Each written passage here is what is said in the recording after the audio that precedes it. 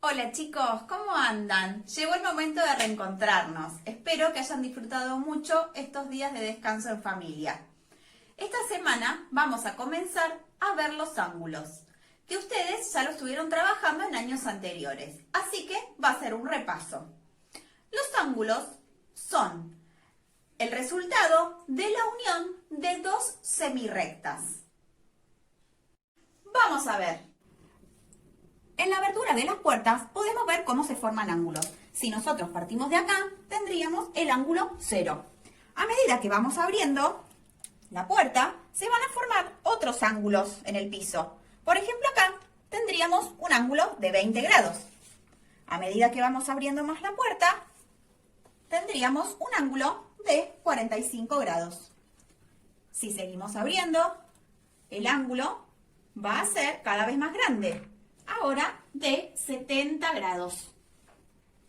Y cuando la puerta está completamente abierta, vamos a tener un ángulo de 90 grados. Debemos tener en cuenta que así como las puertas, los ángulos pueden tener la abertura hacia la derecha o pueden tener la abertura hacia la izquierda. Como ustedes ya saben, hay distintos tipos de ángulos. Vamos a recordarlos. Tenemos los ángulos rectos que miden exactamente 90 grados y todos los que son menores de 90 grados son agudos. Los mayores son obtusos. Los que tienen 180 grados se llaman ángulos llanos y aquellos que tienen el giro completo son los de 360 grados. Que los ángulos, como ya vimos, se miden en grados. Y para eso, el instrumento de geometría que necesitamos utilizar es, además de la regla y el lápiz, por supuesto, el transportador. Vamos a recordar cómo debíamos utilizarlo de una manera correcta, siempre teniendo en cuenta que los ángulos pueden abrirse hacia un lado o hacia el otro. Por eso es que hay que tener mucho cuidado y no confundirse con los numeritos que aparecen en el transportador. Lo primero que tenemos que hacer para trazar un ángulo va a ser construir una recta. Yo voy a usar colores para que ustedes lo puedan ver bien, pero la idea es que usen lápiz.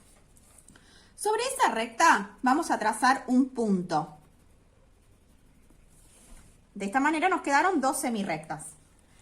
Ese punto va a ser, fíjense bien que en el transportador aparece siempre el punto central marcado, en este caso yo lo tengo marcado con una crucecita, que me va a servir para orientarme y ponerme bien, lo más perfecto en ese punto donde yo marqué. Y así voy a girar para que coincidan lo mejor posible el 0 que está en esta punta y el 0 que está en este otro extremo sobre la recta que yo marqué. Y entonces ahí voy a pensar. El vértice de mi ángulo va a ser este. Si la puerta, el ángulo, va a abrir hacia este lado, yo voy a tener que ver los números cómo van creciendo de este lado. 10, 20, 30, 40, 50, 60, 70, 80, 90. Pero si mi ángulo va a abrir así para este lado, lo que voy a ver son los números que están acá abajo, porque mi ángulo va a crecer 10, 20, 30, 40, ¿sí? Ven que el transportador tiene números que crecen desde un extremo y números que crecen desde el otro extremo, porque eso hay que tenerlo en cuenta al momento de abrir la puerta hacia un lado o hacia el otro. Bien, yo acá voy a marcar un ángulo de 50 grados que va a abrir desde acá hacia allá. Entonces, yo no voy a tener en cuenta este 180, sino que voy a tener en cuenta los números chiquitos, porque va a abrir así, 10, 20, 30, 40, 50. Quiere decir que esta línea larga es donde va a medir 50. Ahora voy a apoyar la regla justo sobre el extremo que había marcado, que choque bien, y la voy a llevar hacia la marquita que acabo de hacer. Entonces, acá formé mi ángulo de 50 grados. De esta manera quiere decir que de este lado voy a tener otro ángulo que va a ser obtuso. Y si la vuelta así mide 180 y yo acá tengo 50, de este lado voy a tener 130. Si yo en cambio quiero abrir mi ángulo para el otro lado, tengo que fijarme los numeritos de este lado. Y acá marco el 50.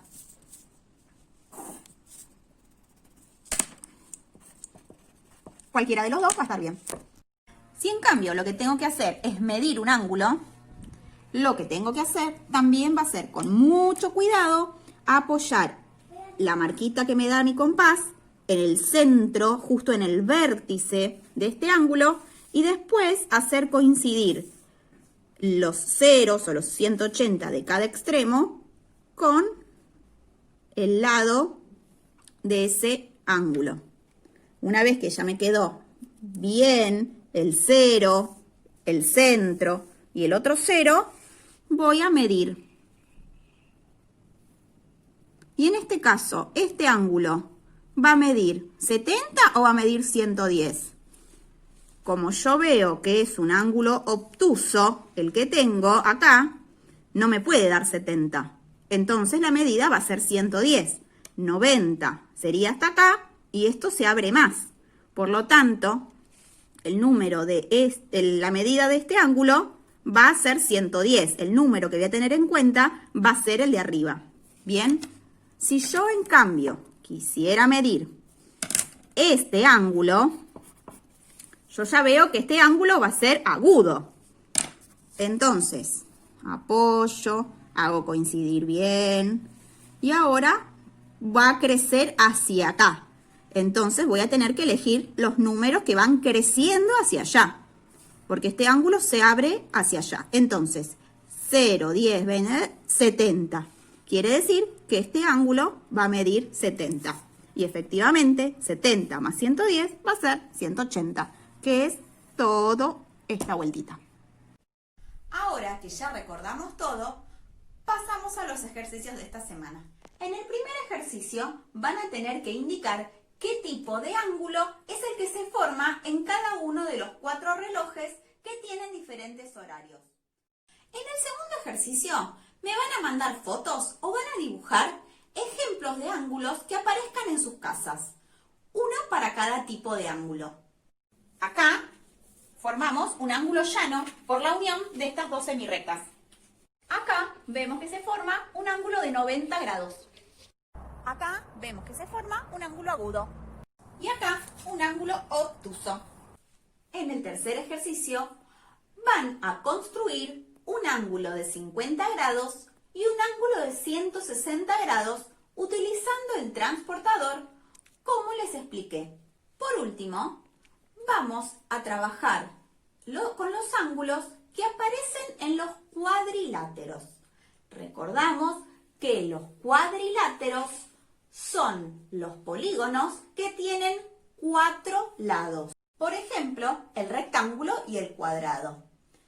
Primeramente, observando estas dos figuras, van a tener que completar un párrafo con las palabras que correspondan. Luego, observando un rombo, van a responder a 2 preguntas. ¿Qué tipos de ángulos tiene el rombo? Y si son todos los ángulos iguales. Luego, les doy como ejemplo un trapecio isósceles, que se llama así justamente porque tiene 2 lados iguales y los otros 2 son diferentes, que ustedes van a poder copiarlo en una hoja. Y ahí van a tener que medir los ángulos que tenga esta figura y luego calcular cuál es la suma total de todos los ángulos interiores que tenga este. Por último, les doy un romboide. Con esa figura y con todo lo que fuimos descubriendo sobre los cuadriláteros, van a tener 4 oraciones a las que le van a tener que poner verdadero o falso según corresponda. Recuerden ver con atención ambos videos, aprovechen que lo pueden repetir las veces que necesiten y cualquier cosa me escriben para consultarme. Les dejo un beso grande y hasta la próxima semana.